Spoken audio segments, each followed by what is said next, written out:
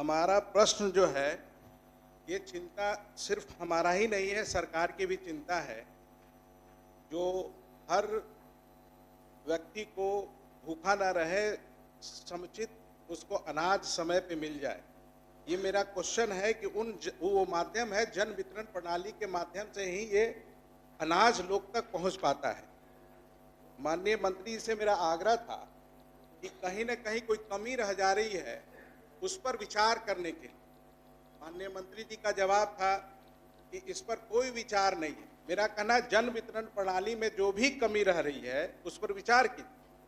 कि आज जवाब है कि हम उनको प्रति क्विंटल 90 रुपया उनको कमीशन देते हैं। कभी ये जानने का कोशिश किए कि एक जन वितरण प्रणाली दुकान वाले को प्रति माह कितना कमीशन मिलता है?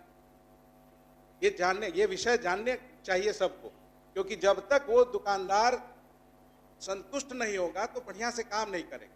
हमारा माननीय सभापति महोदय, मेरा उस पर वर्किंग है, एक दुकानदार को एवरेज 70 से 100 क्विंटल अनाज वितरण करने के लिए मिलता है महोदय। तो उसमें आप समझ सकते हैं, 90 रुपये का गिनती कीजिएगा, मैंने गुणा कीजिएगा तो मात्र 6,000 से 7,000 रुपया प्रति माह उसको मिलता है महोदय। तो आप समझ सकते हैं वो आप ही के लिए काम कर रहा है। तो हम तो मांग किए थे माननीय सभापति महोदय, दो चीज, या तो उनको निश्चित मानदेय कर दीजिए जो अन्य राज्यों में है, केरल में है, गुजरात में है। अगर निश्चित नहीं करते हैं तो कम से कम अन्य राज्यों में जितना कमीशन, कम से कम 200 रुपये कमीशन जो अगल बगल में है, झारखंड में 150 है, तो वो इतना मिल जाए ताकि कम से कम न्यूनतम मजदूरी तो कम से कम उसको मिल जाए। इस पर माननीय मंत्री जी। माननीय सदस्य के तो जवाब दे दिया गया था, लेकिन माननीय सदस्य जिस बातों के उठा रहे हैं तो ये तो चूंकि